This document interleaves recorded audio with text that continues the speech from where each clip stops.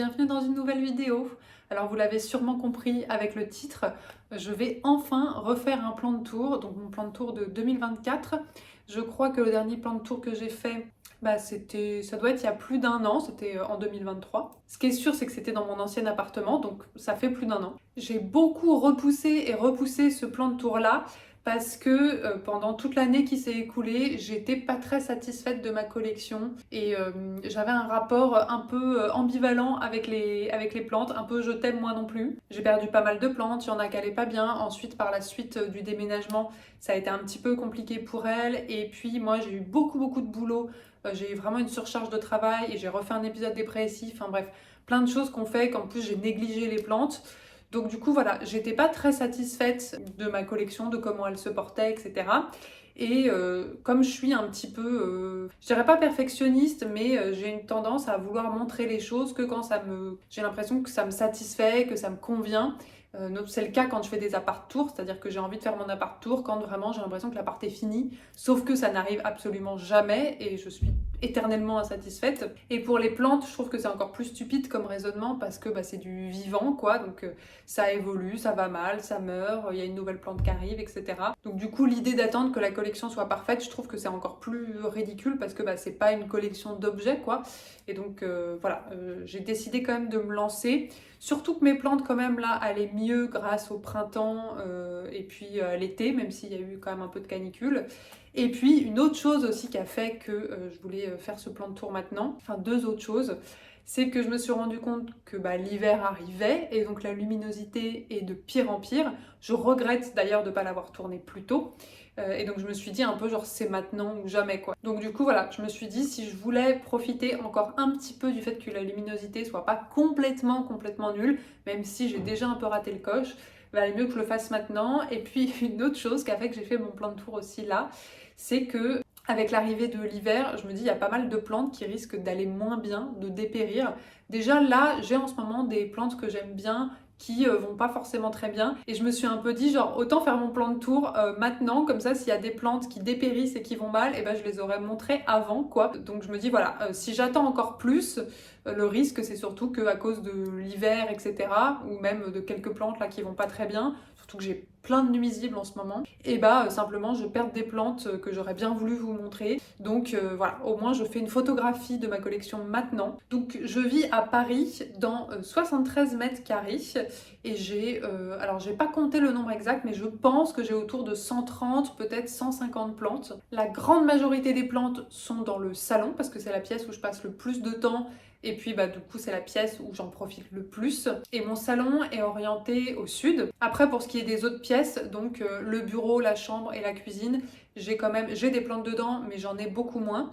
Alors les chambres et bureaux c'est orienté à l'est et la cuisine elle est orientée sud comme le salon. Mais du coup dans les autres pièces j'en ai moins parce que je passe beaucoup moins de temps dans ces pièces là et donc forcément j'en profite moins, quoi. Et puis pour celles et ceux qui du coup ont vu mes précédents plans de tour dans mon précédent appartement, vous allez à mon avis vous rendre compte, si vous vous en souvenez un peu évidemment, qu'il y a plein de choses qui ont changé, il y a plein de plantes que j'ai plus surtout.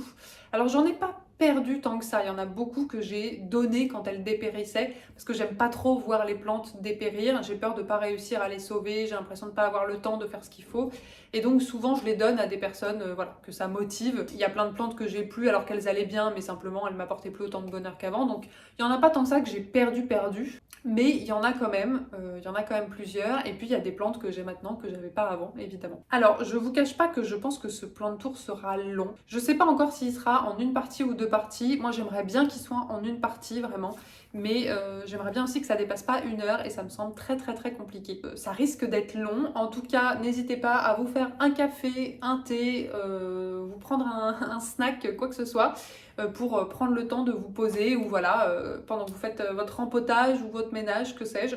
Quoique le ménage, c'est pas très pratique de regarder l'écran en même temps et les plans de tour, c'est quand même des vidéos qui se regardent par rapport à d'autres. Le visuel est important. Donc j'espère que vous allez apprécier et puis je vous souhaite un bon visionnage. Alors on va commencer par le salon qui est clairement la pièce où j'ai le plus de plantes. Donc je vous fais d'abord une petite vue d'ensemble.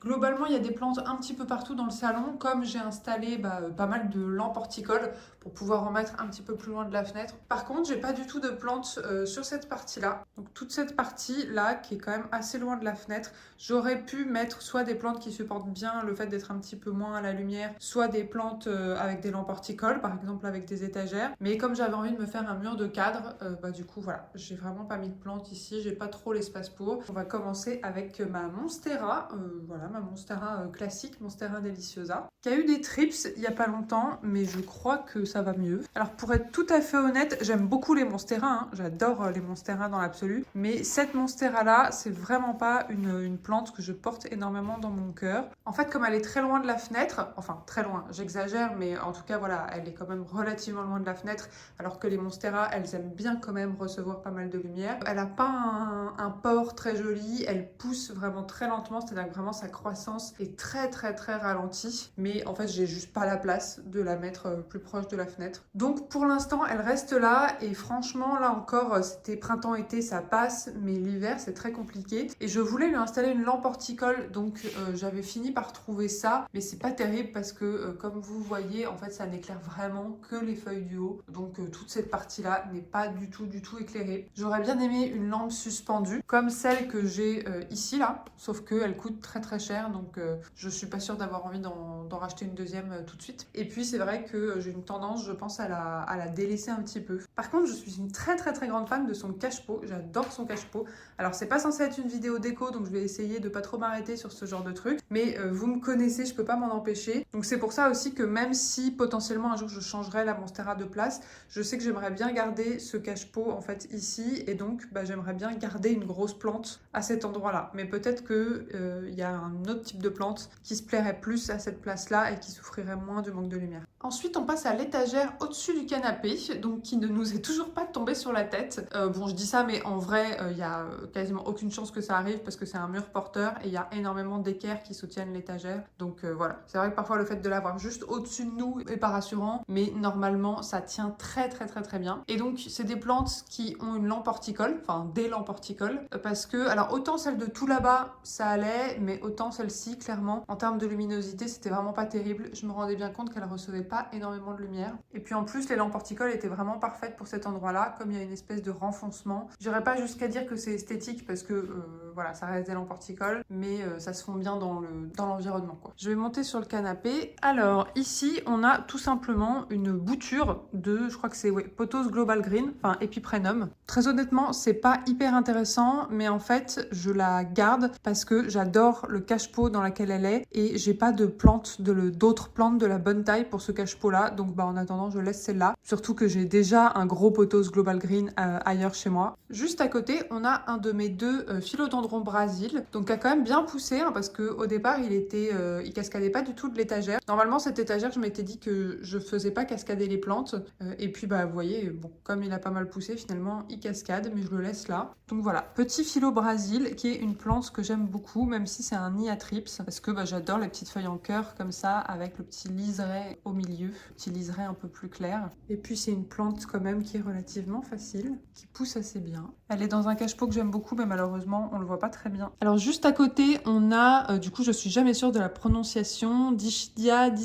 En plus ça fait pas longtemps que j'ai ce type de plante, donc je connais assez peu encore, et je crois que je ne me rappelle pas du nom exact, du cultivar exact. C'est une plante que j'ai, finalement ça commence à faire un petit moment maintenant, moins d'1 an, mais elle commence à être bien installée chez moi, qui est vraiment une plante que je trouve très jolie. Bon, en plus ce cache-pot lui va hyper bien. C'est une plante avec des feuilles d'un vert en fait très clair, très pastel, et c'est ça que j'aime beaucoup. Je sais pas si vous vous rendez bien compte des couleurs en fait là dans la vidéo, et avec un petit liseré blanc autour, et c'est vraiment des petites feuilles charnues. Donc vous voyez ici là ça pousse, et pour le moment je crois qu'elle se plaît bien chez moi, j'ai pas eu de difficultés particulières, et je pense que si un jour elle devient vraiment très longue et fournie, ça peut vraiment être magnifique. Bon, par contre du coup elle tiendra plus ici, mais Je vous fais des plans d'un petit peu plus près. J'espère que la lumière fait pas trop mal aux yeux parce qu'on est vraiment juste en dessous de la lampe horticole. Et ensuite, à côté ici, on a un Florida Ghost, alors qui n'est plus Ghost du tout. De toute façon, les deux Florida Ghost sur 3 que j'ai chez moi ne sont plus Ghost du tout.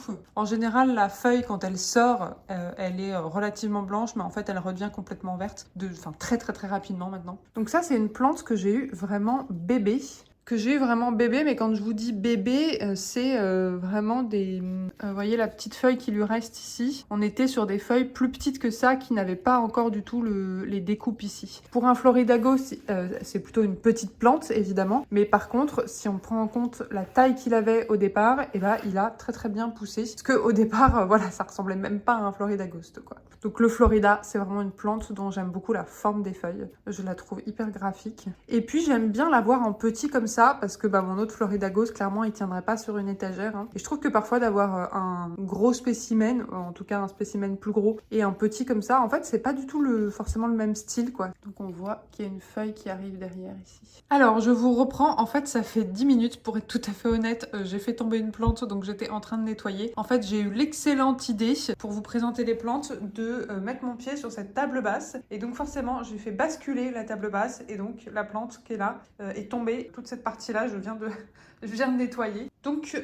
maintenant, je garde en tête ne pas mettre son pied sur la table basse. Alors, il me semble que du coup, j'en étais là. Ici, on a un bébé piléa, en fait, ce que j'ai pris, que j'ai séparé de sa plante mère. Alors moi, j'adore les piléas, mais à chaque fois qu'ils grandissent chez moi, leurs feuilles deviennent un petit peu pliées, incurvées comme ça. Et je crois pas que ça soit parce qu'il a soif. En tout cas, quand je l'arrose. Alors, s'il a soif, c'est encore pire. Mais quand je l'arrose, il y en a quelques-unes qui redeviennent un petit peu plus lisses et rondes, quoi. Mais il y en a qui restent comme ça. Il a trois pieds. Enfin, il y a 3 pieds que j'avais retirés de la plante mère et donc que j'avais planté là-dedans. Et vraiment, les 3, ils étaient minuscules. C'est-à-dire qu'ils dépassaient pas ici, quoi. Donc vraiment, les boutures, enfin la séparation, a très bien prise. Et il y a déjà des petits bébés ici. Donc c'est le bébé du bébé, quoi.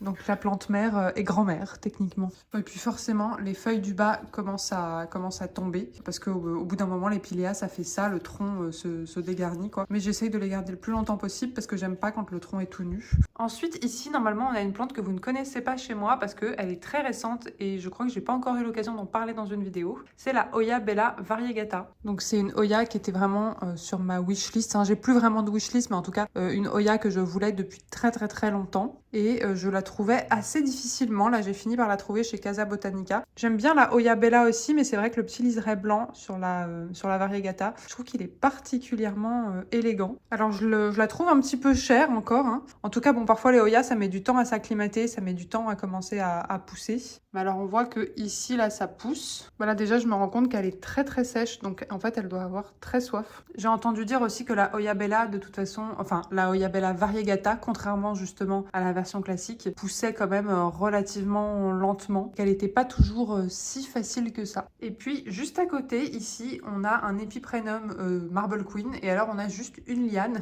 J'avais pris une bouture de mon ancien Marble Queen parce qu'en fait, elle était très panachée, c'était un petit pied qui était très très très panaché, et donc j'avais envie de le conserver, quoi, pour essayer d'avoir une plante vraiment bien panachée. Ça a un peu perdu, c'est-à-dire qu'elle est devenue quand même moins claire, mais elle reste très panachée quand même. Par contre, il n'y a qu'une liane, donc c'est un petit peu ridicule. Enfin, en tout cas, ça commence à devenir un petit peu ridicule. Clairement, il faudrait que je la coupe et que je la bouture pour pouvoir avoir un deuxième pied, quoi. Enfin, avoir une plante fournie. Je sais clairement qu'il faut que je la rempote. Je sais qu'elle est très très très à l'étroit maintenant dans ce petit pot-là. Mais comme j'ai envie de lui laisser ce petit cache-pot, et du coup, voilà, je procrastine de la rempoter. Ensuite, je pense que je vais passer sur ma table basse. Alors, sur ma table basse, j'ai commencé à pas mal coloniser. Hein. Au début, j'étais censée ne pas mettre de plantes sur la table basse. Ensuite, j'étais censée mettre des petites plantes sur la table basse. Et puis, au fur et à mesure, en fait, les petites plantes en plus grandissant, clairement, ça commence à prendre de l'espace. Bon, ce qui est pratique sur cette table basse, c'est qu'on a un plateau en dessous, donc on peut quand même ranger des trucs. Donc, ça permet de libérer un petit peu, voilà, le plateau qui est là. Mais comme en plus, on mange sur cette table basse, c'est vrai que c'est pas hyper pratique d'avoir des plantes dessus. Alors, ici, on a ma Sténante Samagri, qui est une plante que j'aime beaucoup. C'est la seule Sténante que j'ai chez moi et j'adore en fait son vert pâle comme ça, presque argenté. C'est vraiment une couleur que j'aime beaucoup. Je trouve qu'elle est vraiment très mignonne quoi. Elle est dans son petit cache-pouce sur pied là. Et là, ça fait un moment qu'elle se porte bien. Je trouve que c'est une plante relativement facile. En tout cas, par rapport au Calathea. Je trouve que c'est un bon compromis. Et alors, c'est une plante aussi, la Sténante amagri, que je préfère en version petite. J'en ai eu une beaucoup plus grande avant. Et en fait, je l'aimais beaucoup moins quoi. Je trouve qu'elle est... Enfin, je préfère largement son style en petit comme ça. Et donc, on voit qu'il y a une feuille qui arrive ici. Ensuite, à côté ici, on a ma Calathea makoyana, qui est franchement la seule Calathea avec laquelle j'arrive à m'en sortir. Alors je dis ça, j'en ai essayé très très peu, hein, mais en tout cas celle-ci, ça se passe bien. Et ça tombe bien parce que c'est une Calathea que je trouve très jolie. Alors c'est une des plus classiques, et puis je crois que c'est censé être des plus simples aussi. Bon, moi je suis pas une grande adepte des Calathea à la base, mais c'est vrai que je dois avouer que leur feuillage est quand même très très très joli quoi. Et il y a d'autres Calathea que j'aimerais vraiment beaucoup avoir, mais c'est trop des dramas pour moi. Et en plus, les Calathea comme ça, je peux pas en avoir beaucoup parce qu'en fait, c'est des plantes qui sont jolies quand elles sont posées comme ça, relativement basses en fait, parce que c'est ce qui permet d'observer leur feuillage. Alors que si on la met, vous voyez, sur des étagères en hauteur comme ça, et bah on verra que les tiges, vous voyez, ça fera moche. Oh, quoique... En fait, le dessous des feuilles, ça rend bien aussi. Hein. C'est vrai que moi, j'aime bien pouvoir observer son feuillage comme ça. Et j'ai pas énormément d'endroits où je peux juste poser mes plantes comme ça, où je peux les voir un petit peu de haut. Et puis après, sinon, ça serait des grosses Calathea au sol, quoi. Mais j'ai vraiment envie de pas commencer à trop encombrer l'espace au sol, parce que sinon, c'est le début de la fin. Ensuite, ici, on a une survivante, clairement. Donc, qui est mon Alocasia mycolithiana, que vous voyez parfois au nom de Alocasia frydek. Sauf qu'en fait, la frydek, c'est la version variegata. La version variegata qui est magnifique d'ailleurs, que parfois je me tâte à m'acheter, mais franchement je suis pas assez à l'aise avec les Alocasia pour ça. Faut savoir que l'Alocasia frydek, enfin l'Alocasia mycolithiana, donc c'est-à-dire celle-ci, c'est ma plante préférée, je pense, de tout temps quoi. Alors la mienne est pas très impressionnante, hein. Elle est relativement petite pour une frydek, mais c'est vraiment une survivante parce que je crois que c'est l'hiver dernier, elle avait perdu toutes ses feuilles, donc vraiment il restait rien, hein. Il n'y avait plus une seule feuille, et elle est repartie tout doucement en commençant par me faire des petites feuilles au printemps, etc. Et là, bah du coup voilà, maintenant elle a pas mal de feuilles, elle commence à avoir une taille correcte quoi. Là il y a encore une feuille qui arrive ici. Elle est en pont à réserve d'eau, je sais pas si c'est ça qui a aidé, je pense que c'est surtout l'arrivée du printemps honnêtement. Alors c'est un pot qui est vraiment pas très esthétique, enfin c'est pas du tout mon style, hein. Surtout à poser sur la table basse, j'aimerais bien peut-être en trouver un autre à réserve d'eau, mais un autre. Mais comme je l'avais déjà chez moi, voilà, j'ai pris celui-là. J'essaye de surveiller régulièrement son système racinaire parce que j'aimerais bien qu'elle continue d'aller bien. Mais honnêtement, je me fais pas d'illusions. Je pense que cet hiver, elle va de nouveau dépérir. J'espère qu'elle repartira à nouveau au printemps, quoi, si le bulbe va toujours bien. Peut-être qu'il faudrait que je la mette sur tapis chauffant. Je crois que j'avais essayé par le passé. Je sais qu'à une époque aussi, elle était dans ma vitrine là-bas et que du coup, bah, avec la chaleur, la lumière et l'humidité, ça s'était relativement bien passé l'hiver. Mais là, j'ai plus la place pour la mettre dedans. Mais voilà, vraiment, je suis tellement amoureuse de ces feuilles. Déjà, le côté dentelé un peu autour, là, je trouve que c'est sublime. Et puis le vert profond comme ça, avec un toucher, c'est un toucher velours en fait. Et les nervures claires, enfin je trouve que voilà, sa feuille est parfaite. Et donc j'aimerais bien en avoir une plus grosse, une plus volumineuse. Mais si elle perd ses feuilles tous les hivers, bah, c'est un petit peu compliqué de la faire grandir quoi, en taille. Et juste à côté ici, bah, on a celle qui est tombée tout à l'heure, qui est une Alocasia Pink Dragon. Alors du coup elle penche complètement parce que comme elle est tombée, en fait elle est plus stable du tout. Il manque pas mal de grains en fait dans son pot. À la base, je l'ai fait pousser d'une petite bulbille. C'est une amie qui m'avait envoyé une petite bulbille. Alors, c'était censé être une Pink Dragon variegata. J'ai jamais eu de variegation, mais du coup, bah, je suis très contente d'avoir une Pink Dragon. Elle a toujours été en pont, je crois. Quoique non, à une époque, elle était en perlite vermiculite. Et là, c'est sa dernière feuille qui est pliée. Je sais pas si elle va rester comme ça, parce que ça fait un moment là qu'elle est sortie. Elle est toute froissée. Ce que j'aime bien avec la Pink Dragon, forcément, c'est bah, que les tiges sont roses, quoi. Vous voyez là, elle tient pas du tout. Faudrait vraiment que je lui remette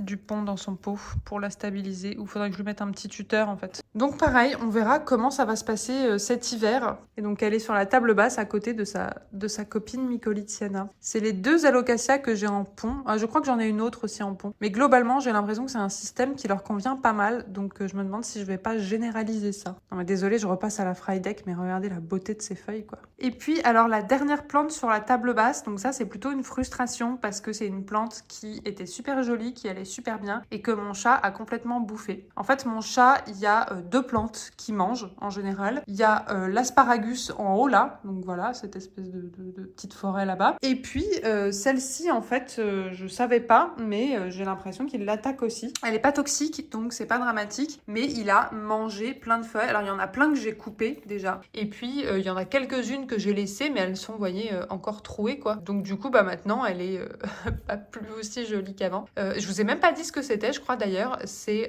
la Calathea Warsanuezii. Esthétiquement, ma Calathea préférée, pas la plus facile, je trouve que la Makoyana, je m'en sors beaucoup mieux avec elle. Et là, voilà, c'était mon petit bébé Warsanuezii et j'étais contente parce qu'elle se portait bien. Donc elle a vraiment des feuilles velours, d'un vert profond, velours comme ça, qui est un style que j'adore, hein, comme la Frydek finalement. Mais du coup, je suis vraiment dégoûtée. Je suis dégoûtée. Regardez le criminel là-bas. Hein, c'est de toi qu'on parle. Alors ensuite, on va passer vraiment à une de mes frustrations du moment. C'est mon Strelitzia. Vous voyez, sa dernière feuille touche presque le plafond. Je suis désolée, ça clignote un peu à cause des lampes horticoles qui sont là. Ça clignote pas pour moi, mais ça clignote en caméra. Donc pourquoi frustration du moment? Parce que tout se passait relativement bien. Et puis j'ai une feuille qui a commencé à avoir des taches un peu bizarres. J'ai fini par l'enlever parce qu'en fait ça se propageait énormément. Et je viens de me rendre compte que sur ce pied-là, le plus gros pied, en fait les autres feuilles commençaient à faire pareil. Donc vous voyez, c'est des taches comme ça, des petites taches marron et jaune. Il y a la même chose ici, là. Donc celle-ci, vous voyez, elle commence déjà à être bien attaquée et à mon avis, ça va faire comme sur l'autre, c'est-à-dire que ça va énormément se propager. Alors, il faudrait que je vérifie les racines, ce qui est pas simple parce que son pot est vraiment énorme. Elle a des petites cochenilles de temps en temps, mais ça se propage pas. Je traite régulièrement et donc voilà. Donc je pense pas que ça soit ça. En plus, je crois pas que les cochenilles, ça fasse ça, quoi. Et là, ce qui vraiment m'agace, c'est que sur sa plus belle feuille, sa plus grande là, bah voilà, vous voyez là, ça le fait aussi ici et donc bah pareil. Ça va se propager. La feuille qui était en train d'arriver ici, ça fait longtemps qu'elle est là et pour le moment ça sort pas quoi. Et sur son autre pied, donc celui-ci là, pour le moment je vois rien. Vous voyez, rien ici. Je commence à me demander si c'est pas plutôt de l'ordre de la maladie ou du champignon. Ce qui m'arrange pas parce que ça voudrait dire qu'il faut que je coupe ces deux feuilles et j'ai vraiment pas envie de couper cette feuille là parce que c'était vraiment la plus jolie quoi. Donc bon, en attendant en fait je suis dans le déni en me disant que peut-être miraculeusement ça va s'arrêter. Donc je reste dans mon déni et peut-être que le problème finira par disparaître. Mais en tout cas, si vous avez un Strelitzia chez vous, n'hésitez pas à me dire si c'est quelque chose que vous avez déjà vu, que voilà, si vous avez une idée. Ensuite, on va passer à ce coin-là, donc qui est vraiment le coin collé à la fenêtre, donc c'est-à-dire le banc qu'il y a là, sur lequel il y a pas mal de plantes, et puis toutes les plantes accrochées à la tringle à rideau. Alors déjà, je pense que je vais d'abord faire l'étage du bas. Donc ici, on a une Monstera taille constellation qui est beaucoup moins panachée que la taille constellation que j'ai dans ma chambre. Je viens de voir qu'il y a une feuille qui est en train de sortir là. Cette taille constellation, c'est vraiment un caprice parce que j'ai une énorme taille constellation dans ma chambre. Comme j'avais plus la place pour mettre ma taille constellation dans le salon, mais que je voulais une taille constellation dans le salon, et bah j'ai fait un caprice et comme c'est une plante qui est devenue beaucoup moins chère qu'avant et qui est très accessible quand même maintenant, et bah du coup j'ai craqué et je m'en suis acheté une plus petite pour le salon et moins panachée justement pour qu'il n'y ait pas de brunissement comme ça me l'a fait pour l'autre. Et honnêtement c'est complètement stupide parce que je sais bien que en fait elle pousse assez rapidement. D'ailleurs c'est déjà le cas parce qu'elle était beaucoup plus petite et donc là bah voilà elle commence déjà à prendre un petit peu plus de place. Donc je sais bien qu'au bout d'un moment elle deviendra aussi grosse que l'autre et que je pourrai pas non plus la laisser dans le salon et ça me fera deux tailles constellation à caser en dehors de mon salon. Donc probablement que à un moment je vais devoir en donner une des deux. Là je suis contente parce que sa dernière feuille, donc celle-ci, bon elle a pas énormément de panachure, vous verrez par rapport à l'autre, mais c'est la première fois qu'elle me fait des fenestrations internes. Je crois que la feuille d'avant c'était celle-ci et vous voyez il n'y avait pas de fenestration interne. Et celle qui arrive là, bon j'ai pas envie de l'abîmer donc je sais pas encore, je crois qu'il y en a, ouais là j'en vois une. La Monstera taille constellation c'est vraiment ma Monstera préférée je pense. Je la préfère à la Monstera variegata parce que déjà je trouve qu'elle brunit quand même un petit peu moins, même si mon autre taille constellation me prouve un peu le contraire. contraire. Mais en plus, je préfère le port de la taille constellation à la Monstera variegata parce que les nœuds sont beaucoup plus rapprochés. Vous voyez, les feuilles sont très proches les unes des autres et donc ça fait une plante un peu plus compacte que la Monstera variegata. Les nœuds sont plus espacés, vous voyez, et donc la plante va beaucoup plus grimper. Et donc rapidement, il faut lui mettre un tuteur et rapidement, en fait, elle part vraiment en hauteur, quoi. Ensuite, juste à côté, c'est vraiment une de mes plantes préférées aussi. Franchement, après la Frydek, enfin la Mycolithiana dont je vous ai parlé tout à l'heure, je pense que l'Epiprenum mandjula ou Pothos mandjula, c'est vraiment, dans mon avis, mon top peut-être 5 de plantes préférées. J'adore ces feuilles, enfin vraiment je trouve que la panachure du mandjula elle est incroyable avec ses différentes nuances de vert, de crème, enfin bref, je l'adore. Celle-ci c'est vraiment un sauvetage aussi, c'est vraiment une survivante parce que j'avais un très très gros mandjula qui par 2 fois a pourri ses racines et ça c'est vraiment un assemblage de boutures et alors maintenant je pense que elle est vraiment sauvée. Enfin ça peut toujours repourrir hein, mais en tout cas là ça fait très longtemps qu'elle est installée dans son terreau et vraiment j'ai pas de soucis et elle a vraiment bien poussé parce qu'elle cascadait pas du tout hein. J'avais fait vraiment des petites boutures quoi, ça sortait pas du pot et là vous voyez elle a poussé de tout ça. Je l'avais bouturée, enfin c'était je crois au moment du printemps ou un peu avant le printemps donc ça fait vraiment pas si longtemps et elle a déjà bien poussé. Et alors d'habitude les pothos comme ça un peu cascadants c'est des plantes que je mettais vraiment en suspension, vous voyez sur des suspensions un petit peu comme ça quoi et en fait là depuis quelques temps je trouve que c'est assez joli aussi en fait en posé comme ça et le mandjula vraiment je le laisse assez proche de la fenêtre parce que je ne veux surtout pas qu'il fasse de la réversion, enfin qu'il redevienne tout vert quoi. J'ai vraiment envie de garder ces panachures claires. D'ailleurs là il est plus, il n'y a pas beaucoup de parties très blanches, c'est surtout crème finalement. Là à la limite c'est un peu plus blanc par ici.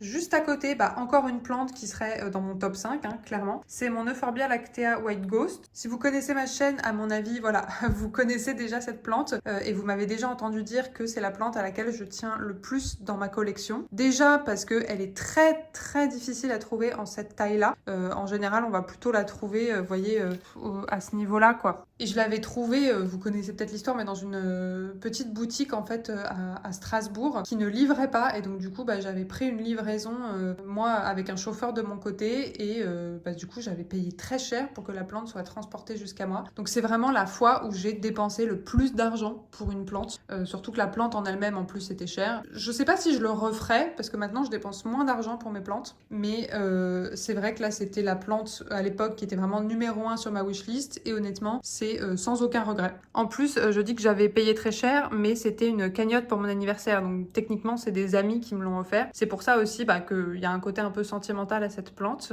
Et donc je fais très très très attention quand je l'arrose. Je l'arrose vraiment, je la sous-arrose je pense, c'est-à-dire que je l'arrose assez rarement parce que j'ai vraiment beaucoup trop peur que les racines pourrissent. Je sais que ça peut aller très vite. Donc elle est un peu rachitique, c'est-à-dire que ça se voit qu'elle manque un peu, je pense, un peu d'arrosage. Elle est évidemment dans un pot terre cuite et dans un substrat très très très drainant quoi. Bon, elle a un peu poussé il y a 2 ans parce que c'est une plante que j'ai depuis longtemps hein, maintenant, ça fait plusieurs années. Et il y a 2 ans, elle m'avait fait une petite pousse, vraiment cette partie-là qui avait poussé, mais depuis rien du tout. Donc voilà, je vous laisse l'admirer. Et alors juste à côté, ici, on a mon ficus Chiveriana. Pareil, c'est une plante que j'aime énormément pour ses panachures.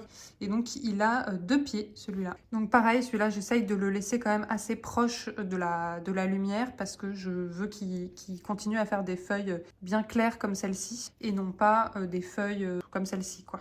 Coucou, alors j'interromps un petit peu la vidéo pour vous parler de Nextory qui a eu la gentillesse de me proposer de collaborer sur cette vidéo et donc qui sponsorise cette petite partie de la vidéo.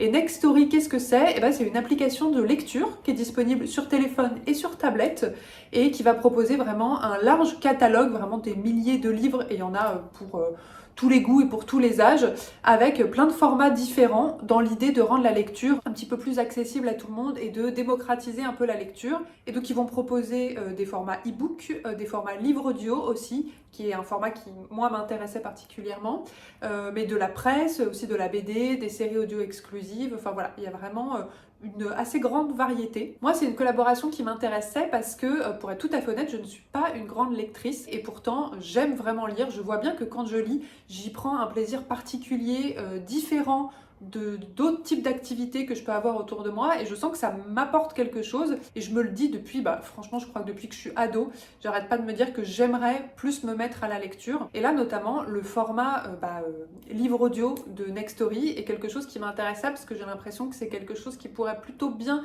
s'insérer dans mon quotidien d'une façon assez pratique. Par exemple, pendant que je fais mon rempotage ou pendant que je fais mon arrosage. Et puis, comme vous le savez sûrement, j'ai des gros troubles du sommeil et c'est vrai que parfois, la nuit, quand je passe vraiment des heures dans mon lit, j'ai tendance à me relever pour aller sur mon téléphone, pour aller sur l'ordi parce que je trouve le temps long quoi. Et donc d'avoir des livres audio à la place où je peux en fait garder les yeux fermés, je pense que ça serait vraiment pas mal quoi. Donc moi j'ai trouvé l'application vraiment très simple et agréable à utiliser, c'est très intuitif. C'est une application qui fonctionne avec Cardplay et en fait ça fonctionne avec un forfait horaire mensuel. Donc par exemple avec l'abonnement standard qui est moi celui que j'ai, qui est à 9,99 €, et vous avez 15 heures d'écoute qui vont en fait se renouveler tous les mois. Après, si 15 heures ça vous suffit pas, il y a aussi l'abonnement premium et l'abonnement famille.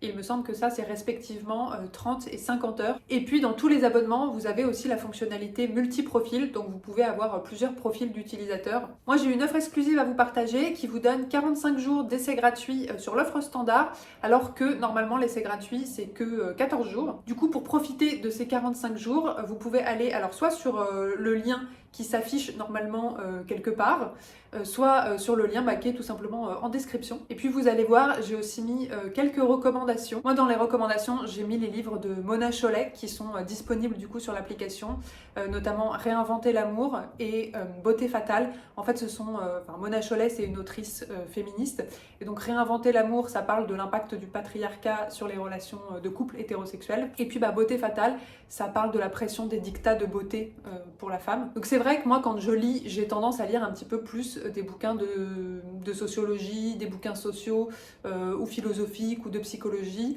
Mais en fait, plus le temps passe, plus je me rends compte que j'aimerais bien avoir des lectures qui sont un petit peu plus déconnectées finalement, qui me permettent vraiment de m'évader. Et donc je pense que je vais vraiment essayer de me mettre beaucoup plus au roman. J'ai mis aussi dans mes recommandations un autre ouvrage féministe, voilà, je me refais pas, qui est King Kong Theory de Virginie Despentes. Alors il me semble que sur l'application il est en anglais. Après je pense que ça peut être pas mal pour faire travailler son anglais, soit de lire ou d'écouter des livres en anglais. Et puis du coup dans mes recommandations j'ai mis aussi le livre de Marion Botanical, je pense que vous connaissez, qui s'appelle Végétaliser son intérieur il me semble, où il y a vraiment du coup plein de conseils pour avoir des plantes chez soi en intérieur. Et puis ce que j'aime bien moi avec ce livre et avec l'approche de Marion de façon générale, c'est qu'il s'agit vraiment de pouvoir apprendre à s'occuper des plantes sans prise de tête, sans chercher à devenir expert forcément, avec un peu le temps qu'on a, l'énergie qu'on a, les moyens du bord, donc de façon un peu sans pression, sans se culpabiliser. Ce que j'ai bien aimé aussi sur l'appli, c'est qu'il y a à la fois du coup de la lecture très récente, enfin des livres très récents, mais il y a aussi pas mal de classiques, et notamment il y a des livres que moi j'aime beaucoup, qui sont alors L'étranger de Albert Camus, et puis Le Horla de Maupassant, qui est une toute petite nouvelle. Et Le Horla de Maupassant, c'est je pense mon livre d'horreur préféré. Moi je sais que là, mon objectif, la prochaine lecture que j'aimerais bien faire, c'est Frankenstein qui est sur l'application, parce que j'ai jamais lu Frankenstein et j'ai toujours voulu le lire, et mon copain m'a dit que ça me plairait beaucoup. Lui il l'avait jamais lu non plus, il l'a lu il y a pas longtemps, et du coup voilà, il me l'a vraiment conseillé. Donc là je crois que je l'ai sauvegardé sur l'application pour pouvoir le lire. Du coup je vous mets toutes les informations en description. Je remercie à nouveau Nextory pour cette collaboration, et puis je vous laisse avec la suite de la vidéo. Ici on a ma Monstera variegata qui a bien poussé, qui maintenant dépasse complètement son tuteur. Et alors autant elle s'est bien accrochée à son tuteur avant, mais là elle s'est éloignée de son tuteur, et donc ça devient n'importe quoi, et en fait je peux plus la raccrocher à son tuteur. Si je le faisais, je casserais forcément la tige.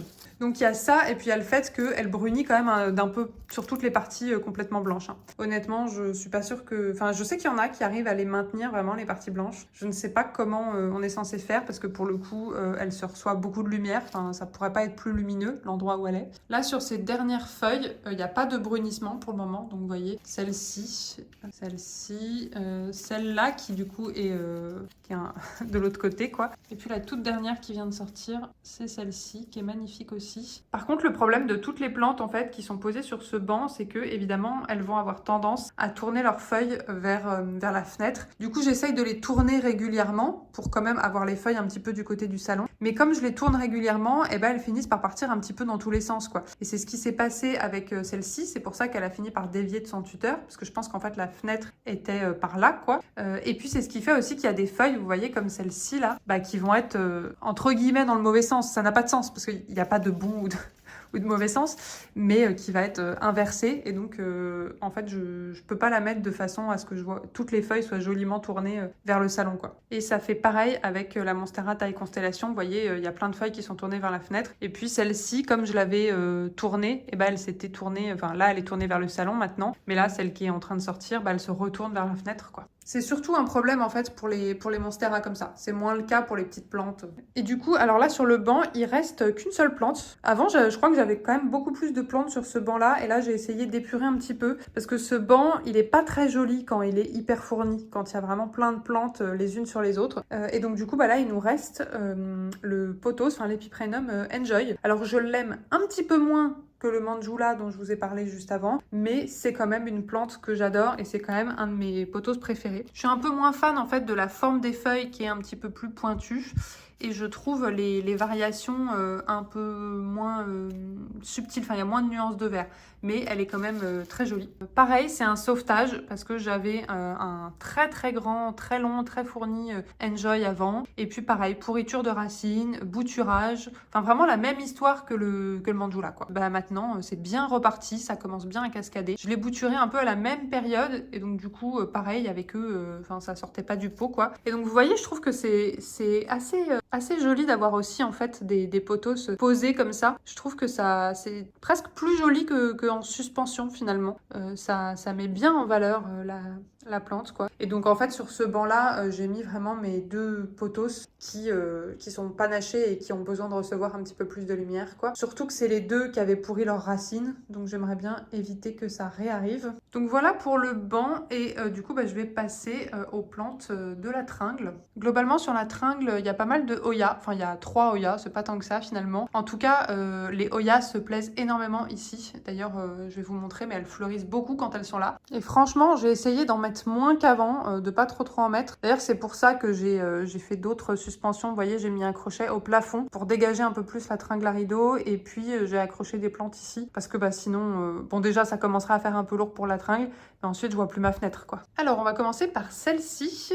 Donc celle-là c'est mon Anthurium pallidiflorum, une de mes plantes préférées aussi. C'est un Anthurium qui est relativement facile par rapport aux autres Anthuriums, c'est-à-dire qu'il supporte d'avoir moins d'humidité, il supporte d'avoir moins de luminosité. D'ailleurs il se portait mieux quand il était à une place où il recevait moins de lumière. J'ai quand même parfois des problèmes avec, c'est-à-dire que je vais avoir des taches comme ça. Alors j'ai bien vérifié, il n'y a pas de nuisible, mais j'ai des parties qui deviennent un petit peu jaunes comme ça. Par contre la feuille ne meurt pas, ça reste comme ça très longtemps quoi. Vous voyez ici aussi la pointe qui sèche aussi, ça c'est un truc qui arrive souvent. J'ai déjà coupé des feuilles sur lui, celles qui étaient vraiment devenues trop moches. Et alors en fait récemment je voulais rajouter de la sphène comme ça à la base. Je peux pas trop me rapprocher, mais j'ai vu la dernière fois que je l'ai arrosé que ça avait déjà bien raciné à l'intérieur et donc je pense que ça va l'aider un petit peu à se stabiliser parce que les anthuriums ça fait souvent ça aussi, c'est-à-dire qu'au bout d'un moment ils se dégarnissent au niveau du tronc parce qu'en fait c'est des plantes qui grimpent finalement et donc le fait qu'ils puissent refaire des racines en fait sur cette partie nue, je trouve que ça les aide vraiment à bien se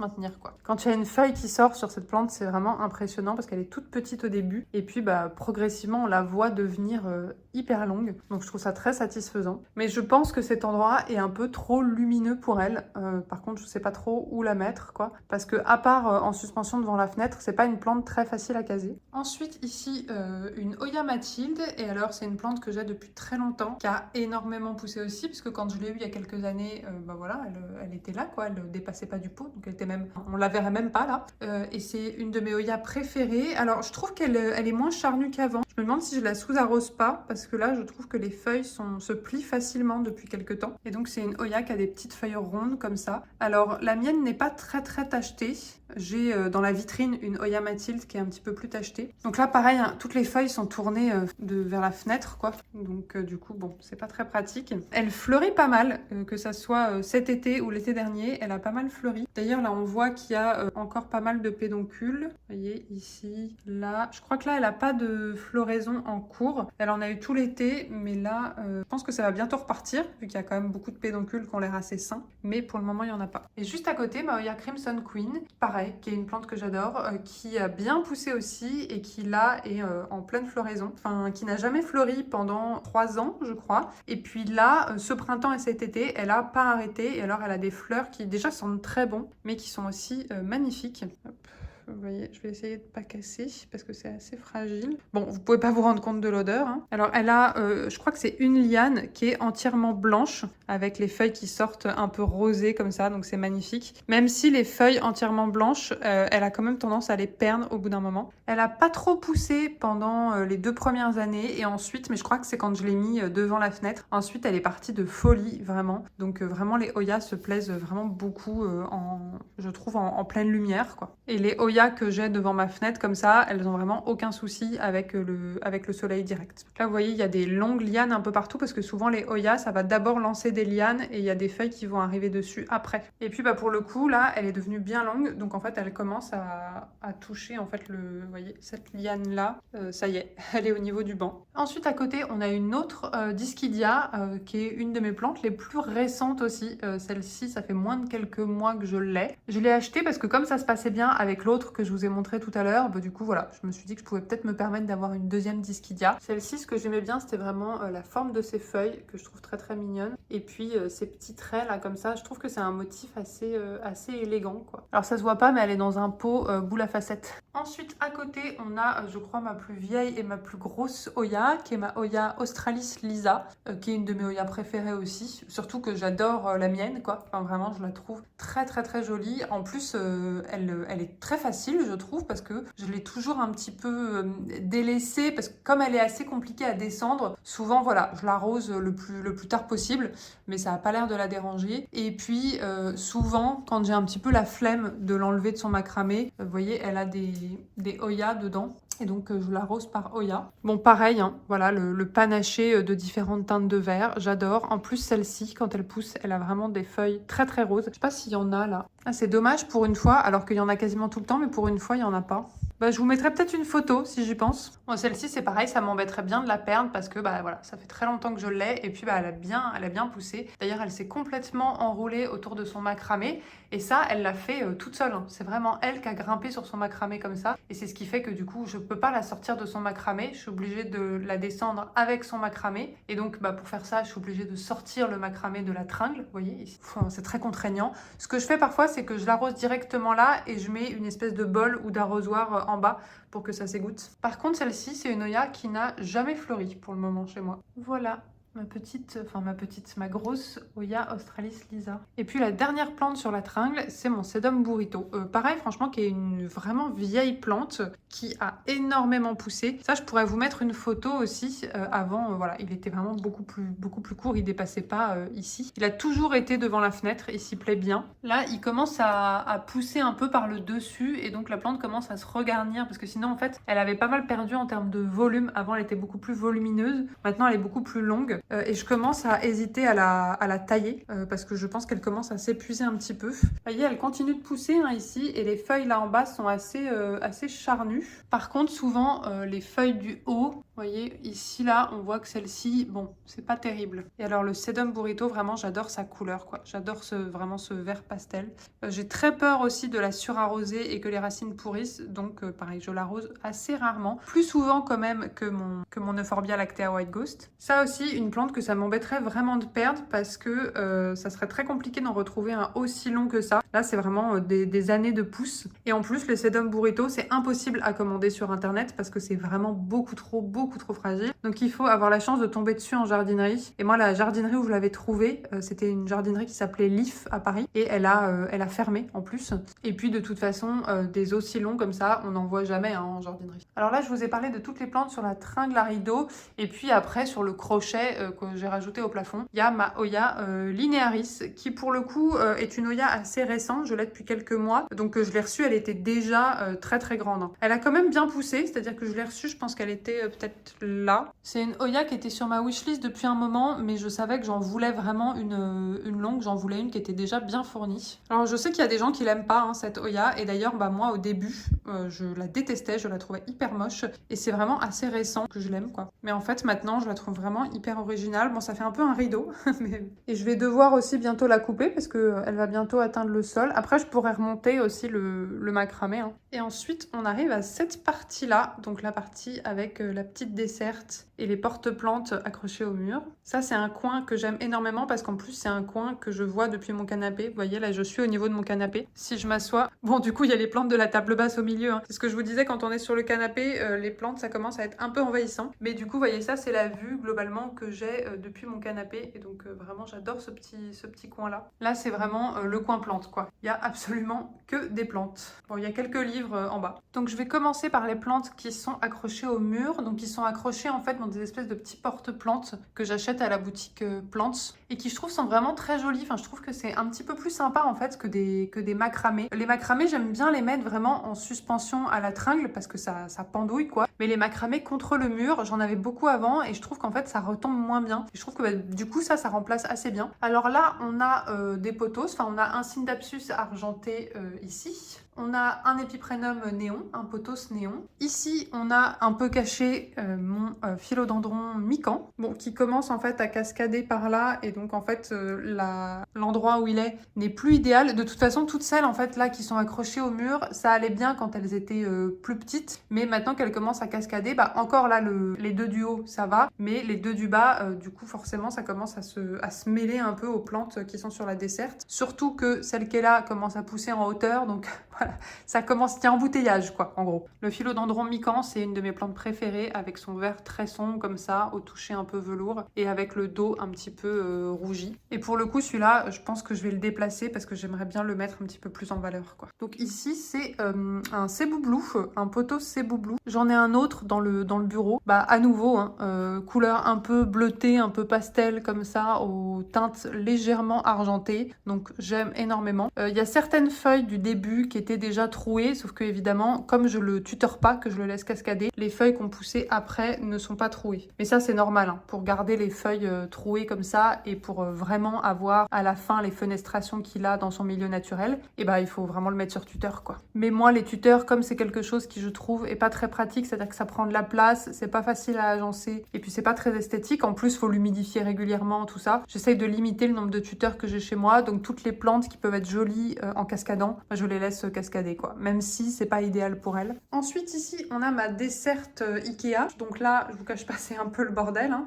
J'aime bien quand c'est un peu fouillis dessus, je trouve que ça gêne pas. Contrairement à une étagère où c'est mieux quand c'est un peu épuré, je trouve que là du coup le fait que ça parte un peu dans tous les sens, c'est au contraire c'est plutôt sympa. Sauf bon mon Florida Ghost, alors lui c'est pareil, hein, il est plus ghost du tout, il est devenu entièrement vert, mais celui-là effectivement il commence à prendre un petit peu trop de place sur la desserte parce que vous voyez il grimpe jusque là, donc ça commence à cacher effectivement les plantes derrière. Alors il a du scotch ici parce que j'avais essayé de lui faire une espèce de pansement parce que j'avais cassé la feuille accidentellement et du coup elle pendouille, donc j'avais espoir que ça cicatrise mais non. Donc j'avais mis du scotch mais ça s'enlève régulièrement, donc il faudrait que je trouve une autre solution quoi. Donc vous voyez quand elles sortent les feuilles sont vert clair comme ça, mais très rapidement elles redeviennent foncées, donc vous voyez ensuite elles sont sombres comme ça. Ça c'est une plante que j'avais quasiment complètement taillée et d'ailleurs je vous montrerai toutes les boutures dans la cuisine parce que elle n'était pas sur tuteur et donc comme elle n'était pas sur tuteur elle faisait des feuilles qui étaient de plus en plus petites et moi ce que j'aime bien c'est vraiment voilà la forme des feuilles comme ça du Florida Ghost quand elles sont bien grandes et bien découpées.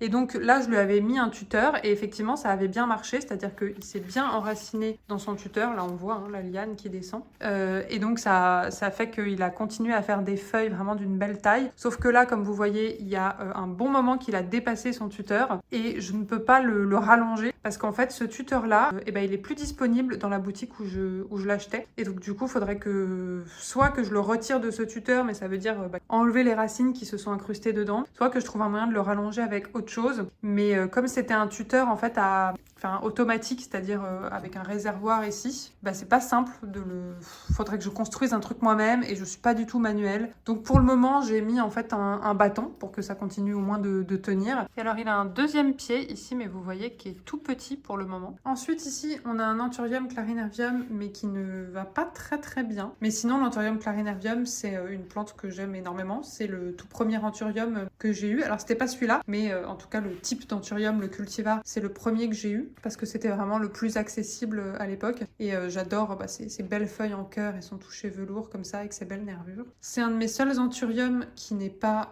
en vitrine et je crois que c'est mon seul Anthurium qui est en pot terre cuite comme ça. Et assez fréquemment, mais ça me le fait sur beaucoup d'Anthurium, j'ai les pointes comme ça qui sèchent un petit peu et des parties qui vont sécher, brunir. Ensuite ici, on a mon philodendron Bilitae qui commence à partir un peu dans tous les sens. Elle a énormément poussé, celle-là aussi, parce qu'elle avait vraiment de toutes petites feuilles au début. Et maintenant, elle commence vraiment à prendre de la place. J'aime beaucoup aussi les plantes qui ont des feuilles allongées comme ça, donc comme le philodendron Bilitae, mais comme l'Anthurium pallidiflorum aussi, que je vous ai montré tout à l'heure. Voilà, c'est une forme de feuille que j'aime beaucoup, les feuilles vraiment qui peuvent devenir très très longues. Et sur le Bilitae, elles peuvent devenir beaucoup plus longues que ça. Là, c'est vraiment encore un petit adolescent. Par contre, au fur et à mesure où il va grandir, il va être clairement de moins en moins pratique à caser quelque part. Et donc là, à côté, alors on voit pas très bien, elle est un petit peu cachée, mais c'est un Anthurium. Alors, je crois que j'ai oublié le nom. Je crois que c'est Anthurium vitarifolium ou vitalifolium. Je sais plus, je vous mettrai. C'est une plante qui fait pas grand-chose depuis que je l'ai. Je l'avais acheté parce qu'en fait, c'est un Anthurium qui peut ressembler un petit peu au pallidiflorum, c'est-à-dire avec des feuilles qui peuvent devenir assez longues, même si là, c'est vraiment pas le cas. Et puis, j'aimais bien sa couleur, justement, qui était un petit peu plus bleutée. Je sais pas si on se rend compte vu d'ici. Alors, je vais vous le sortir, je pense. Voilà, hop. Vous vous rendez peut-être un petit peu mieux compte. Donc là, pour le moment, il m'a sorti 2 feuilles. Les 2 se sont retrouvées un petit peu abîmées. Alors, je crois que c'est ma faute. Je crois que c'est moi qui l'avais cassée, celle-ci. Et puis celle-ci, là, vous voyez, qui est cassée au bout. Et j'ai remarqué qu'il poussait beaucoup plus lentement que le pallidiflorum. Je dirais pas qu'il est plus difficile parce qu'il va bien depuis que je l'ai. Par contre, voilà, il fait pas grand-chose. Et puis là où il est pas du tout bien mis en valeur. Il faudrait que je trouve une autre place. En fait, il était bien mis en valeur avant que le Bilitae pousse comme ça. Mais là, maintenant, il commence vraiment à être caché, quoi. Ensuite, sur l'étage en dessous, on a des alocasias. Ici, on a mon alocasia cuprea, qu'on entend aussi parfois appeler comme Red Secret, qui est une alocasia un peu pourpre, comme ça, violet pourpre, brillante, avec un toucher un peu presque cuir, quoi. Et que, je la trouve vraiment sublime. C'est une alocasia que j'ai tuée plusieurs fois par le passé, et ça fait, je crois que c'est la première fois que je la tiens aussi longtemps. Elle a aussi des feuilles derrière, là-bas. D'ailleurs, sa dernière feuille, c'est celle-ci. Ici à côté, on a mon Alocasia Black Velvet, qui est une de mes Alocasias préférées. J'adore les feuilles de l'Alocasia Black Velvet, mais c'est une des Alocasias qui me pose le plus de difficultés. Donc là, elle est en pont, mais ses racines ont pourri plusieurs fois, il me semble. Là, il y a un pied qui est mort déjà. Et puis, elle me fait quasiment jamais de feuilles. Et les rares fois où elle fait un truc, alors soit c'est une fleur, soit c'est une feuille atrophiée, c'est-à-dire qui ne sort pas. Mais je sais que je suis pas la seule à avoir ce souci avec l'Alocasia Black Velvet. À une époque, elle était dans ma vitrine aussi là-bas, dans mon ancien appartement, comme l'Alocasia Frydek, et clairement elle se portait beaucoup mieux, sauf que j'ai dû faire des choix, quoi. Je peux pas mettre toutes mes plantes dans la vitrine. À côté, on a ici une Alocasia Platinium. Alors j'en avais une beaucoup plus grosse avant, et puis je suis dégoûtée, mais je l'ai tuée, je sais plus quand, l'année dernière je crois. Donc j'en ai racheté une plus petite. C'est une de mes Alocasias préférées, la Platinium. Je trouve ses feuilles incroyables. Et alors juste à côté, ici, on a l'Alocasia Dragon Scale. Alors la Dragon Scale, c'est pareil, j'en avais une énorme avant et elle s'est toujours très bien portée et vraiment ça se passait bien. Je considérais vraiment que c'était une Alocasia facile, quoi. J'étais vraiment fière de moi. Et puis un jour, elle a complètement dépéri. Je m'en suis débarrassée. Je crois que le bulbe était sauvable, mais j'étais vraiment saoulée à ce moment-là. Je m'en suis débarrassée. J'en ai racheté une et j'y arrive beaucoup moins bien qu'avant, quoi. Elle pousse beaucoup moins. Ses feuilles s'abîment plus. Vous voyez, cette feuille-là, elle est en train de jaunir, ça c'est sûr. Celle-ci, ça va encore. Et puis là, il y a des feuilles un peu abîmées. À cet étage-là aussi, il y a un philodendron Glorious ici, qui était énorme avant. Vraiment, il grimpait jusqu'au plafond. Et puis, je sais pas, il me plaisait plus, il prenait trop de place. Et à un moment, j'ai un peu pété un plomb. J'ai tout taillé. Donc là, il est reparti. En fait, j'avais vraiment tout taillé, donc je l'avais coupé ici. Et donc là, il est reparti là. Donc voilà, il refait des feuilles tranquillement. Mais il faudrait que je le tuteur, en fait. fait pour qu'il puisse vraiment s'épanouir. Et j'ai fait raciner les boutures et donc j'en ai un deuxième du coup dans la cuisine. Celle-ci elle est très très poussiéreuse, cette feuille elle est très sale. Bon mais voilà, mais il est vraiment casé là sur cette petite desserte, il n'est pas du tout mis en valeur. Et ensuite l'étage du bas, donc ici on a une Maranta Lemon Lime qui pour le moment se plaît plutôt bien, même si voilà, je suis un peu méfiante parce qu'une Maranta Lemon Lime j'en ai déjà tué une. Ça s'était très bien passé pendant très longtemps et puis voilà, un jour elle a dépéri. Je trouve que ça peut être un petit peu capricieux. Là j'ai l'impression que en ayant un petit peu plus de lumière, on m'avait toujours dit que les Maranta c'était plutôt des plantes qui aimaient bien être, alors pas dans l'obscurité, hein, mais dans des environnements un peu plus tamisés. Et là finalement elle reçoit quand même pas mal de lumière, hein, parce que la fenêtre est juste là, même si elle est proche du sol. Et j'ai l'impression que ça lui convient plutôt bien. Je crois que la Lemon Lime c'est clairement ma Maranta préférée. J'aime beaucoup la Fascinator aussi, mais au niveau des couleurs, franchement la Lemon Lime clairement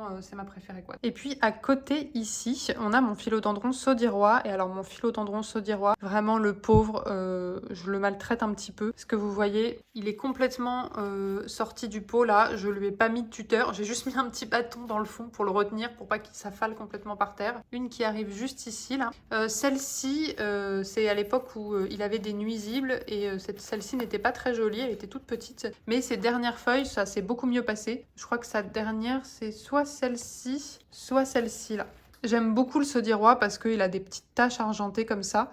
J'aimerais beaucoup avoir le majestic. Je pense que si j'avais le majestic, je garderais pas le saudirois. Enfin, je garderais pas les deux, quoi. J'ai pas la place pour avoir trop de philodendrons de ce type-là. Bon, là, il traîne par terre. D'ailleurs, à chaque fois que je fais passer mon aspirateur robot, je suis obligée de pousser un peu celle-ci et la Maranta aussi qui traîne par terre. Et bientôt, je pense que celle-ci, là aussi, la Linearis. Ce qui fait que je la tuteur pas aussi, c'est que je sais pas où la mettre, en fait. Là, clairement, si je lui mettais un tuteur, elle tiendrait plus ici. Et pour le moment, j'ai pas vraiment envie de la bouger, quoi. Donc en fait, il faudrait que je lui trouve aussi un autre emplacement. Et puis honnêtement, ça m'embête aussi d'avoir encore un autre tuteur chez moi à humidifier régulièrement. Enfin voilà, vous l'aurez compris, les tuteurs, autant à une époque j'en avais plein, autant maintenant j'ai fait un petit peu une overdose et j'essaye d'en avoir le moins possible, quoi. Ensuite, ici, on a mon Syngonium variegata. Alors en fait, mon Syngonium variegata, il est accroché, vous voyez, il est accroché le long de la desserte, le long ici. Là, on se rend mieux compte. C'est que des boutures que j'avais faites de mon ancien Syngonium variegata. Et malheureusement, les pieds sont quand même assez dégarnis, même si chaque pied continue de me faire plutôt des jolies feuilles. Et donc, vous voyez, en fait, il grimpe jusqu'en haut de la desserte avec des très très très jolies feuilles ici. Celle-ci, elle est vraiment très très jolie. Vous voyez, il va jusqu'ici, donc on peut le voir, on le voit presque mieux du dessus en fait. Et la dernière plante de la desserte, alors elle est un petit peu cachée, mais c'est aussi un Syngonium, c'est le Syngonium Panda. Alors celui-là, il était beaucoup plus gros avant, mais pareil en fait, il s'était beaucoup dégarni et donc j'avais complètement taillé. Je sais pas si on se rend compte, mais en fait, tous les pieds qu'il y a là, c'est des pieds qui sont repartis à partir de la taille, quoi. J'avais quasiment tout enlevé. J'aime beaucoup ce Syngonium parce qu'il est vraiment très très constellé, quoi. Notamment les feuilles quand elles sont comme ça, je trouve que c'est sublime. Mais après les Syngoniums, vraiment quand ils commencent à trop pousser, je trouve qu'ils sont moins jolis, quoi. Là ils commencent presque à cascader, bon j'exagère un peu. Et toutes les boutures que j'avais prises de ce Syngonium, elles ont bien raciné, donc je vous montrerai, ça m'a fait une très grosse plante qui est dans la cuisine maintenant. Et dans ce petit coin là, je vous ai pas parlé non plus de mon philodendron El Chocored. Donc mon philodendron El Chocored, il a la particularité d'être en sphène parce que c'est une plante qui avait dépéri, elle avait pourri toutes ses racines. Je l'avais re-racinée en sphène et elle était en fait dans la vitrine, pareil. Et elle a fini par devenir, comme vous le voyez, un peu trop volumineuse et donc j'ai été obligée de la sortir de la vitrine. Mais je pense qu'elle se plaît quand même beaucoup moins bien ici que quand elle était dans la vitrine. Déjà, son tuteur sèche beaucoup plus vite et j'ai du mal à tenir l'arrosage, enfin réhumidifier le tuteur. Et puis, il faudrait vraiment un jour que je la rempote, quoi, parce que je peux pas la laisser en sphène toute sa vie non plus. Je trouve que c'est pas idéal. Mais en même temps, comme les racines sont complètement emmêlées dans la sphène, je sais pas trop comment faire. Il y a des feuilles qui de temps en temps s'abîment et donc elles s'étaient un peu dégarnies à la base. Ce qui fait que, même si c'est pas très esthétique, j'ai rajouté de la sphène en bas. C'est ce que je fais souvent en fait quand une plante se dégarnit pour lui permettre d'augmenter un peu son système racinaire. Je lui mets de la sphène à la base dans un film plastique. Alors pas très écolo, hein, je sais. Et donc voilà, là elle a quelques feuilles qui sont d'une taille correcte. même si vous voyez ça jaunit un peu sur les bords. Et sa dernière feuille, c'est celle-ci là, et je sais pas pourquoi elle reste floppy comme ça. Je sais pas, là je pense pourtant elle a fini de pousser, hein, ça fait un moment qu'elle est sortie, donc c'est peut-être pas bon signe. Mais c'est un de mes philodendrons préférés. Pareil dans les philodendrons à grosses feuilles, j'essaye de pas en garder trop, mais je veux forcément le El Choco Red. Celui-là c'est vraiment un de mes préférés, donc j'ai vraiment envie d'en garder un chez moi. Et puis le Gloriosum Zebra et le McDowell, et ceux-là ils sont dans le bureau. Donc voilà, ça c'est vraiment les philodendrons à grosses feuilles que j'aimerais bien conserver, avec aussi un argenté comme le Saudiran. Mais c'est un type de plante que j'essaye de me limiter parce que déjà je trouve que c'est des types de philodendrons qui sont pas si simples d'entretien, et puis c'est des types de philodendrons aussi qui peuvent devenir un petit peu volumineux et qui ont besoin soit de grimper, soit de ramper, donc c'est pas hyper pratique. Mais vous voyez, je trouve que les feuilles en cœur comme ça, avec les petites pliures, c'est vraiment une plante sublime. Ensuite, on a l'étagère qui est au-dessus de ma télé. Alors les plantes qui sont là, surtout celles qui vont être ici, elles reçoivent pas énormément de lumière. De temps en temps, l'hiver, je mets une lampe horticole, mais c'est pas très esthétique. Celles qui sont là, je crois que ça va globalement. Donc ici, on a une plante que j'ai depuis longtemps, mais que j'ai sauvée plusieurs fois, qu'elle est très mal à un moment, et là j'ai l'impression que ça fait longtemps qu'elle est bien repartie. C'est ma chaîne de cœur. Alors normalement, c'est une Ceropegia chaîne de cœur variegata, mais alors ça se voit encore sur quelques feuilles. Vous voyez ici là. Et là sur les feuilles qui poussent aussi, on voit les petites variegations blanches. Mais voilà, ça se voit plus trop. Enfin honnêtement, on dirait presque une chaîne de cœur classique. Elle est beaucoup plus longue, enfin beaucoup. Elle est plus longue que ce qu'elle n'est là, parce que en fait elle est... on se rend pas bien compte, mais elle est un peu enroulée en fait autour de son pot. En plus, je l'ai bouturée il y a pas longtemps pour une collègue, et donc j'avais coupé vraiment, elle allait presque jusqu'au sol, donc je lui ai coupé un bon morceau quoi. C'est une plante que je trouve vraiment très jolie, très délicate, mais qui peut être un petit peu fragile. Alors maintenant, je l'arrose beaucoup plus souvent qu'avant, et j'ai l'impression que ça se passe mieux comme ça. Donc voilà, c'est la seule Ceropegia qui me reste. Avant, j'en avais d'autres, mais maintenant, j'ai plus que celle-là. Ici, on a une Hoya lacunosa, je crois que c'est comme ça qu'elle s'appelle, donc avec des panachures argentées, qui a un sauvetage aussi. J'en avais une beaucoup plus grande il y a longtemps, et je crois que les racines n'avaient pas pourri, mais elles avaient complètement séché. Voilà, je l'arrosais pas assez souvent. Maintenant, je l'arrose beaucoup plus souvent qu'avant. Pareil, en fait, les Hoya, comme les Ceropegia, à une époque, je pensais que ça s'arrosait vraiment assez rarement, quoi. Et puis, je me suis rendu compte qu'en fait, elles se portaient beaucoup mieux quand je les arrosais beaucoup plus fréquemment. J'essaye de plus attendre, en fait, que la feuille devienne molle ou fripée. Donc là, maintenant, ça fait très longtemps que je l'ai replantée. Ça fait plus d'un an, je pense, si ce n'est plus, que je l'ai replantée. J'avais pris vraiment des toutes petites boutures, hein, donc là, elle a bien poussé. Donc là, elle est bien établie, et puis c'est celle qui est dans mon petit cache-pot tête de mort. Donc voilà, j'adore. Ce petit cache-pot que j'avais acheté à la base pour des bonbons Halloween, puis j'avais fini par mettre une plante dedans, et j'avais trouvé ça tellement, je sais pas, tellement original, tellement rigolo que maintenant, bah, c'est resté quoi. À côté, on a un autre philodendron Brésil qui est un peu plus large quoi. Et puis encore à côté, on a mon pothos, mon épiprénum Marble Queen. Alors comme il est un petit peu loin de la fenêtre, et bah il est pas si panaché que ça. En tout cas, vous voyez les panachures, c'est vraiment des teintes de vert, et il n'y a pas vraiment de partie claire quoi. Mais ça, c'est quand même des plantes qui, globalement, tolèrent de ne pas recevoir énormément de lumière. Ici, on a une de mes plantes préférées chez moi, c'est mon asparagus. C'est vraiment une plante que j'adore. Et quand elle a bien poussé, hein, franchement. Je l'avais eue, elle était pas toute petite, mais elle était beaucoup plus petite que ça. C'est une plante, pareil, qui est très, très, très délicate. Pour le moment, depuis que je l'ai, elle a toujours été très facile. Elle est en pot à réserve d'eau, et son terreau est tout le temps humide. Alors, je sais pas si je suis la seule, mais moi, j'ai remarqué que vraiment, le fait d'avoir le terreau tout le temps humide, ça la dérangeait pas du tout. Au contraire, elle a l'air de kiffer ça. Donc, bah, je continue, quoi. Bah, je vais vous montrer. Alors, elle penche un peu vers l'avant maintenant, parce que bah, ça commence à peser du poids, tout ça. Vous voyez, bah, d'ailleurs, là, il y a plus d'eau. Je vois qu'il y a plus d'eau. Donc, vous voyez, les racines sont complètement allées chercher l'eau en bas, qui remonte. Je sais pas si vous le voyez, mais il y a un petit cordon. Et donc, l'eau, par capillarité, elle remonte dans le terreau. Et les racines, elles sont complètement allées dans l'eau, donc quasiment en mode plante aquatique, quoi. Là, vous vous rendez un peu mieux compte. On voit bien, là, le cordon, du coup.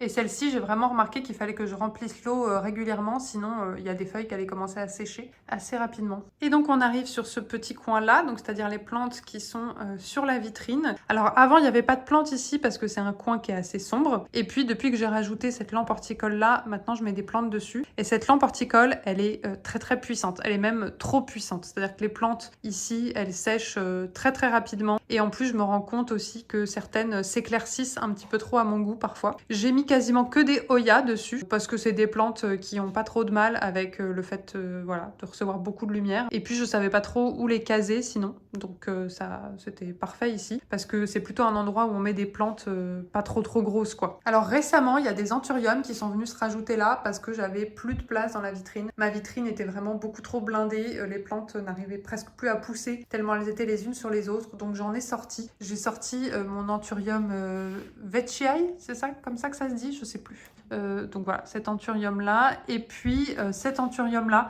dont j'ai oublié le nom parce que je l'avais eu en cadeau dans une commande, donc je vous remettrai le nom.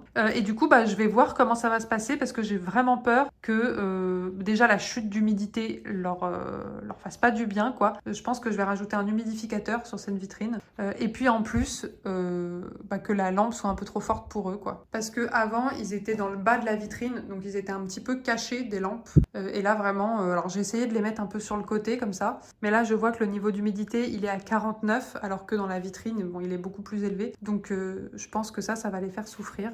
Et sinon ici on a que des Hoya, ça c'est vraiment mon petit coin à Hoya à la base. Ici on a une de mes préférées et puis sûrement une de mes plus anciennes, c'est ma Hoya obovata, donc qui est une Hoya comme ça avec des feuilles rondes et très charnues, qui a beaucoup poussé et j'ai fini vraiment par lui mettre un tuteur parce que sinon elle était pas stable. Du coup là elle commence à être un petit peu envahissante. À côté on a la Hoya Kerry variegata, alors qui est un petit peu moins facile que la Hoya Kerry classique parce que les parties blanches peuvent avoir tendance à brûler un petit peu.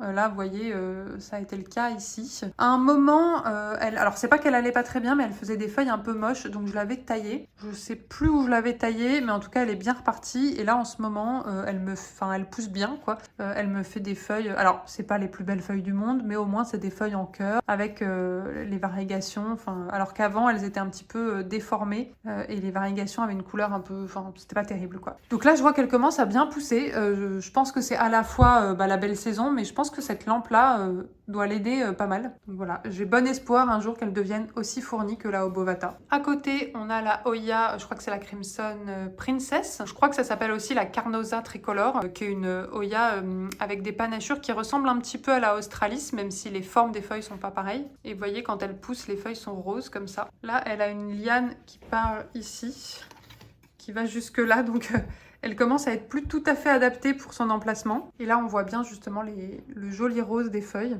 Ici, on a ma Hoya Euskeliana, une de mes deux Hoya Euskeliana, parce que celle-ci, à un moment, elle est très mal. J'avais vraiment peur de la perdre. Et comme c'est une Hoya que j'aime beaucoup, un peu sur un coup de tête, j'en avais racheté une. Et justement, pour faire le test, je l'avais mis dans la vitrine. Et alors, je confirme quand même que les Hoya se plaisent beaucoup mieux dans la vitrine, c'est-à-dire que l'humidité, c'est vraiment quelque chose qu'elles ont l'air de bien apprécier, quoi. Bon, celle-ci, quand même, globalement, maintenant, c'est bon, elle va bien. En fait, ce qui s'est passé, je pense, c'est qu'au moment où elle s'est retrouvée sous cette lampe-là, elle a commencé à sécher beaucoup plus rapidement. Et je pense que c'était ça le problème, quoi. C'est que j'ai commencé... En fait, je l'ai mis en pot plastique. On ne voit pas ici, mais hop, là, elle est dans un pot plastique.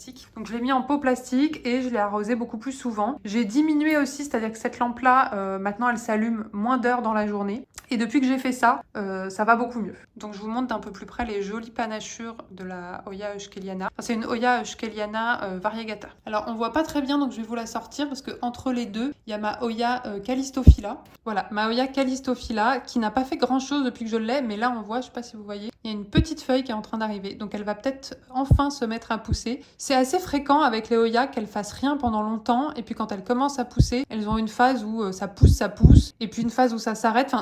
Ça pousse vraiment par phase, par période, je trouve. D'ailleurs, je vous l'ai pas dit, mais ma Hoya obovata, elle a fleuri l'année dernière et j'étais trop contente. Je pensais vraiment pas l'avoir fleurir un jour, cette Hoya. Mais je crois que là, elle a pas fleuri cette année. Derrière, un peu caché aussi, il y a une Hoya que j'avais reçue en cadeau. Donc c'est pas du tout une Hoya que j'avais voulu, quoi. Mais bon, maintenant qu'elle est là. Alors du coup, comment elle s'appelle déjà? Je crois que c'est la Hoya genre Bilobata ou quelque chose comme ça. C'est une Hoya qui est très classique. Je l'aurais pas achetée de moi-même, mais comme je l'avais reçue gratuitement dans la commande. Et puis la dernière Hoya sur ce petit coin-là, c'est celle-ci. Ça, c'est une Hoya je crois qu'elle s'appelle Akuta Earth Splash, qui a des jolies feuilles un peu en... alors j'allais dire en cœur, mais plutôt en pic, avec de jolies panachures. À un moment, elle avait commencé à pousser, elle m'avait fait une super jolie feuille et je l'ai cassée, donc j'étais dégoûtée. Et là, elle m'en a refait une, ici, là. Mais vous voyez, c'est très espacé, quoi. Alors la feuille est sublime, mais par contre, la liane est très longue, et globalement, elle me fait de très longues lianes. Donc je me dis que peut-être elle essaye d'aller chercher la lumière. Après, pourtant, elle en reçoit quand même beaucoup.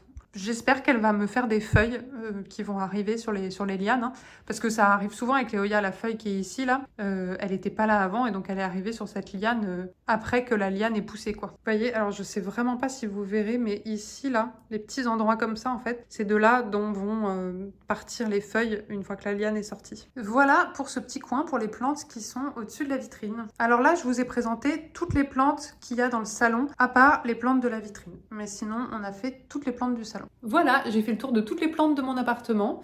Alors je sais pas si le plan de tour sera en une partie ou deux parties, je me rends pas compte, parce que comme j'ai pas encore fait le montage, eh ben je sais pas en termes de temps si c'est réaliste de me dire que ça sera en une seule partie. Là, je pense que je vais passer une bonne petite nuit à faire du montage, donc je suis sûrement en train de dormir au moment où vous voyez cette vidéo. Je suis un petit peu frustrée parce que j'aurais bien aimé pouvoir prendre le temps de parler plus des plantes, parce que dans l'absolu, il y a plein de trucs que j'aimerais bien dire dessus. Mais faut que j'accepte que les plans de tour, c'est pas fait pour ça. Je peux pas à la fois montrer toutes mes plantes et à la fois parler longuement de toutes mes plantes. Je vous remercie d'avoir regardé la vidéo jusqu'ici. Je vous souhaite un bon dimanche et puis je vous fais plein de gros bisous. Bisous!